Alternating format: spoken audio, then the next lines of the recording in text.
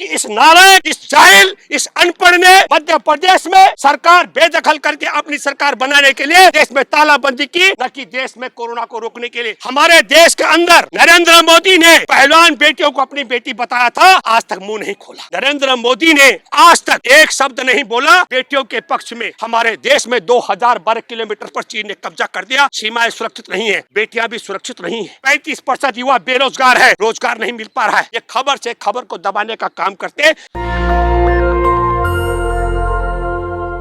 आपने देखा जंतर मंतर में पहलवान बेटियां बैठी रही हैं, और आप सब लोगों को बताऊं कि उसमें ओलंपिक पदक विजेता बेटियां, उन्होंने कहा कि ब्रजभूषण शरण सिंह ने यौन शोषण किया है।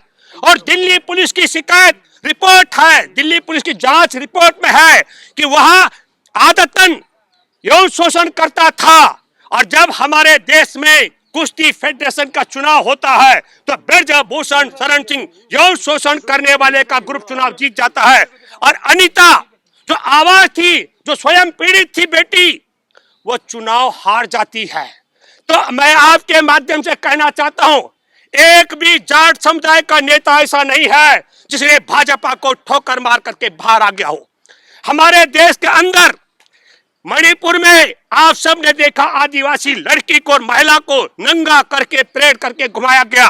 आप सब ने देखा मध्य प्रदेश में आदिवासी के सर पर पेशाब कर दी गई, पर तमाम आदिवासियों ने बढ़ चढ़ करके भाजपा के पक्ष में वोट दिया। ये सोचना पड़ेगा आपको और हमको सोचना पड़ेगा। यहाँ मैं एक जिक्र करता हूँ, अभी नोटबंदी 2016 में होती है, और जो बैंक में कैशियर बैठा हुआ था, खबर से खबर को कैसे दबाते हैं बताता हूं आपको। 2018 में जब राहुल गांधी ने कहा मैं कैलाश यात्रा पर जा रहा हूं, उसके बाद में 2016 के नोटबंदी का पैसा, कितना पैसा आया? 99.3% नोट 500 और 1000 के वापस आए थे। ये गणना कब बताई गई? जब राहुल गांधी को कैलाश यात्रा पर जाना था। खबर से खबर को दबाने का षड्यंत्र देखिए। यहाँ मध्य प्रदेश में कमलनाथ की सरकार गिराकर और 23 मार्च को शिवराज सिंह को सत्ता पर बिठाकर 24 तारीख मार्च का जिक्र कर रहा हूं 2020 का, ताली बजा करके देश में लॉकडाउन कर दिया गया। आप सब लोगों ने देखा, देश के करोड़ों मजदूर पैदल चलते रहे, गाड़ियों से कुचल के मरे, रेल से कट के मरे। महिलाओं ने खुले आसमान के नीचे, पैरों के नीचे से तलों से खून निकाला था, बच्चे जने। और जब नरेंद्र मोदी ने इस खबर को, इस पाप को दबाना था, तो 1 जून से अनलॉक 1 किया और 5 जून को 3 काले कृषि कानून लेकर आ गया। हम सब, पूरा देश भूल गया कि इस नालायक, इस जाहिल, इस अनपढ़ ने मध्य प्रदेश में सरकार बेदखल करके अपनी सरकार बनाने के लिए देश में तालाबंदी की, न कि देश में कोरोना को रोकने के लिए। ये खबर से खबर को दबाने का षड्यंत्र है। मैं इसलिए बात कहना चाहता हूं, हमारे देश के अंदर नरेंद्र मोदी ने पहलवान बेटियों को अपनी बेटी बताया था, आज तक मुंह नहीं खोला। हमारे देश में जो मणिपुर में नग्न करके घुमाए गए कारगिल युद्ध के योद्धा, सूबेदार की पत्नी भी उसमें थी। हमारे देश के, मैं शर्म की बात है, हमारे देश के जवान और देश के सेना के अधिकारी आज भी उस भाजपा के साथ खड़े हैं जिसके राज में एक सूबेदार की पत्नी को नंगा करके घुमाया गया।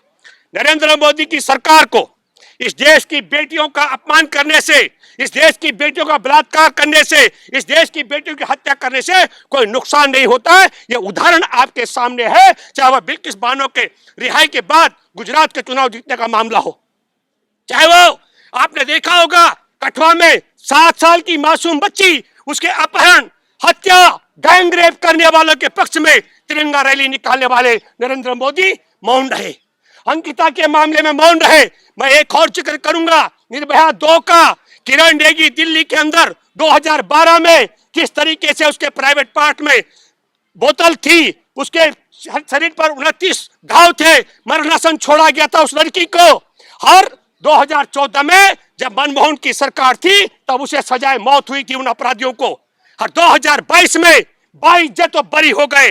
मैं इसलिए कहना चाहता हूं कि ना नरेंद्र मोदी मणिपुर की फौजाइन के पक्ष में बोलता है, ना आदिवासियों पर अत्याचार के खिलाफ बोलता है, ना उन्नाव की वह जो कुलदीप सेंगर की पीड़िता उसके पक्ष में बोलता है, न किरण नेगी के पक्ष में मुंह खोलता है, न बिल्किस बानो के, न वह जो मासूम 7 साल की थी, कल्पना कीजिए, उसके पक्ष में बोलता है। और हमारे देश के अंदर ये क्या है?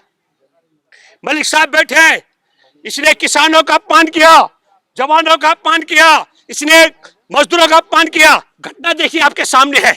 हमारे देश में 2019 का जिक्र कर रहा हूं, पुलवामा में जवानों को जिंदा बचाने के लिए जहाजों की मांग कर दी गई थी, मोदी ने जहाज नहीं दिए। और नवंबर में उत्तरकाशी में जो मजदूर फंसे, उन मजदूरों ने कहा, जिन मजदूरों ने अंदर जाकर के मजदूरों की रास्ता बनाया, उन मजदूरों ने कहा वो हमारी तरफ फिट है। जब मजदूर बाहर आए, उन्होंने कहा हम बिल्कुल ठीक है। और तब क्या हुआ? वहां हॉस्पिटल बनाया गया था, डॉक्टरों ने भी कहा मजदूर ठीक है। और नरेंद्र मोदी की सरकार ने कहा नहीं, हम तुम्हारा इलाज करेंगे। उनको जहाज पर एम्स और ऋषिकेश ले जाया गया। तो क्योंकि नरेंद्र मोदी जानता था गरीब मजदूरों को जहाज पे बिठाएंगे, गरीबों का वोट मिलेगा। नरेंद्र मोदी ये भी जानते थे। मैं ये बात इसलिए कहना चाहता हूं, नरेंद्र मोदी को कोई फर्क नहीं पड़ता, संघ सरकार को, कि जवानों की लाशों से वोट मांगनी हो या बेटियों की अस्मिता का मामला उठाना हो। मैं एक बात और आपको माध्यम से कहना चाहता हूं, बहुत दुख की बात है, हमारे देश की पहलवान बेटियों का यौन शोषण हुआ, उन्हें सड़कों पर आके बोलना पड़ा। कोई झूठी बात भी नहीं है। मैं आपके माध्यम से दावे से कह सकता हूं, जो हमारी दादी माँ बन गई होंगी, उनका कभी यौन शोषण हुआ होगा, उनकी हिम्मत नहीं पड़ती ये बोलने की। उन जवान बेटियों ने कहा हमारा यौन शोषण हुआ। मैं ये बात इसलिए कहना चाहता हूं, इसको हमको आपको सोचना पड़ेगा। नरेंद्र मोदी ने आज तक एक शब्द नहीं बोला बेटियों के पक्ष में। मैं ये बात आपके माध्यम से कहना चाहता हूं, हमारे देश में 2000 वर्ग किलोमीटर पर चीन ने कब्जा कर दिया, सीमाएं सुरक्षित नहीं है। बेटियों का मामला पहलवान बेटियों से लेकर के, और चाहे उन्नाव की बेटी हो, बिल्किस बानो से लेकर 7 साल की बच्ची हो, और चाहे मैं जिक्र करूं आपके सामने अंकिता भंडारी, तमाम का, बेटियां भी सुरक्षित नहीं है। हमारे देश में रोजी रोटी का सवाल, 35% युवा बेरोजगार है, रोजगार नहीं मिल पा रहा है। किसानों की दशा भी आपने देखा, नरेंद्र मोदी के राज में 750 किसानों की हत्या इसलिए करवा दी ताकि कोरोना में ताली बजाकर, ताला लगाकर देश के 10 करोड़ लोगों की रोजी रोटी छीनने के पाप से बचने के लिए एक पाप मोदी ने और किया। ये खबर से खबर को दबाने का काम करते। इसलिए मैं दावे के साथ में कह सकता हूं, चाहे वह यौन शोषण का मामला हो, और ये देखिए राम रहीम एक है, उसे सफाई का ब्रांड एम्बेसडर बना दिया गया, जिस पर हत्या, बलात्कार और नपुंसक बनाने का मुकदमा चल रहा था। हमारे देश के अंदर 2002 में नरेंद्र मोदी का एक वीडियो आज भी वायरल है, और बापू नहीं होते मैं गुमनाम मर जाता, किसके लिए? उस आसाराम को जो पेशे बर बलात्कारी है।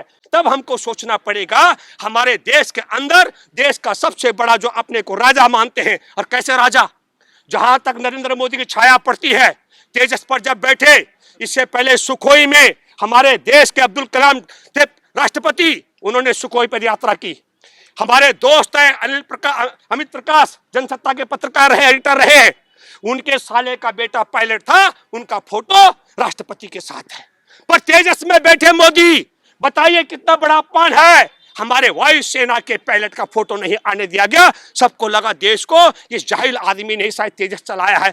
आप समझ लीजिएगा, जहां मोदी खड़ा होता है वहां देश का हमारा सम्मान, देश के जवान, देश का किसान, देश का आम इंसान, और वहां का मंत्री, केंद्र का मंत्री भी खड़ा नहीं हो सकता जहां मोदी खड़े होते हैं। एक हमारे देश में इतना महामानव है, और दूसरी तरफ एक और व्यक्ति है जो जाता है, मजदूर के गले लग रहा है, सिपाही के गले लग रहा है, किसानों के गले लग रहा है, दलितों के गले लग रहा है, कुलियों के गले लग रहा है।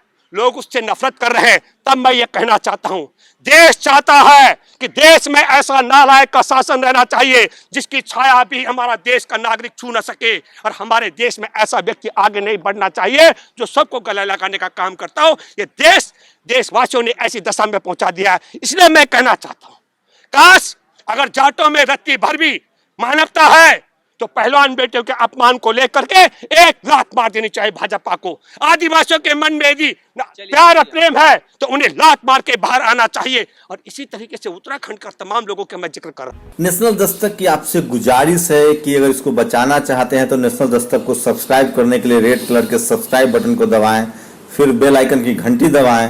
नेशनल दस्तक को बचाने के लिए बहुत जरूरी है कि हर खबर को शेयर करें, लाइक करें, कमेंट जरूर करें।